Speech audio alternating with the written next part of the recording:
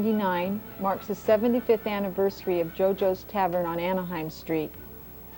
Still to be considered by many a Long Beach landmark. The old-time no-frills eatery and pool hall endures, much unchanged. To commemorate this occasion, I've been researching Jost's life. So what was he really like? This man who took up snow skiing at 65 years old and dirt bike riding at 75. I'm Cathleen Buck. Jost was my husband's grandfather. I've heard so much about him, true and untrue. I really would have liked to have met him. He was a man's man, yet sensitive and a genuine humanitarian. Unfortunately, he died 24 years ago in 1975, and I didn't have the pleasure of meeting him. Though he's gone, I see his spirit of adventure, confidence, self-reliance, and a sincere disposition living in other family members. Strange how some Americans clamor for role models to admire. They look to athletic heroes and movie stars, yet fail to consider the value of assimilating the positive qualities of their own relatives. Joe was born in a small Hungarian town called Insterfold. His parents were poor peasant farmers, and at the young age of 12, he was either given a choice of becoming a priest or getting a job. Off he went to live with an uncle in a nearby village to serve a 4-year apprenticeship as a barber. You see, Joe had a dream of his own. Fascinated by books he'd read about the United States, he romanticized about journeying to America. And in those days, I'm told you had to have a skill or a trade before coming to the U.S. This being a part of the plan, at age 16 he sailed the steamer that landed in New York Harbor. He never forgot the moment he first gazed upon the Statue of Liberty, a memory he kept close to his heart for his entire lifetime. Now, this part gets confusing, but accompanying Joe was a newfound friend, also called Joe, from the uncle's barber shop. Family members later call him Uncle Jojo. After landing in New York, Joe got a job as a barber, but he always had the wanderlust. He was excited to see the rest of the U.S., and his method of operation was to get established in a place, then send for his friend Uncle Jojo. The first thing he did when he arrived in a new town was buy a freshly starched collar, clean up, and go get a job. Joe scouted barbershops with the best clientele, and he told his daughter Pat, "I always got a job immediately."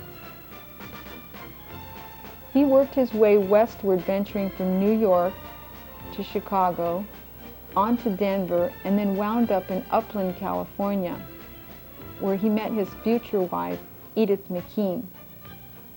With each city, Uncle Jojo followed up the trail. Yearning to see the world, Joe hopped a Spreckles freighter bound for Australia. The ship stopped off in the island Paradise, and Joe became the first blonde, curly-haired man to be presented to the Queen of Hawaii. Arriving in Australia with a mere $5 gold piece, he quickly landed a job. By the time Joe set foot in New Zealand, he wired Uncle Jojo, still stateside, for some money. What he received was a one-way, non-refundable ticket back to the U.S., which ended his intended world tour. Apparently, Uncle Jojo knew he would have kept on the move. After returning to Upland, Joe married Edith in June of 1917. He worked as an insurance agent for a short time, but then enlisted in the Army. During World War I, he drove a supply wagon and served as an infantry foot soldier in Europe. After an honorable discharge, he went back to Upland and dabbled in the insurance business once more. But in 1920, Joe truly found his niche when he opened up a place of his own. Unknown to many, the original Jost was located on Balboa on Main Street. He sold candy, ice cream, cigarettes, along with other sundry items, and Eastside near beer. For the gamesmen, billiards and poker were played in the back. In 1924, Jost sold his Balboa location and moved to Long Beach. He established Jost on Anaheim Street as a barbershop combination pool and poker emporium. Various sundry items continued to be sold: corncob pipes, cigars, razor blades, headache remedies, etc. When Prohibition was repealed, Joe started to serve cold beer in addition to some sandwiches. Hence, the beloved special was invented, along with JoJo's pickled eggs. During that time, he also sold fresh eggs and slabs of bacon to go.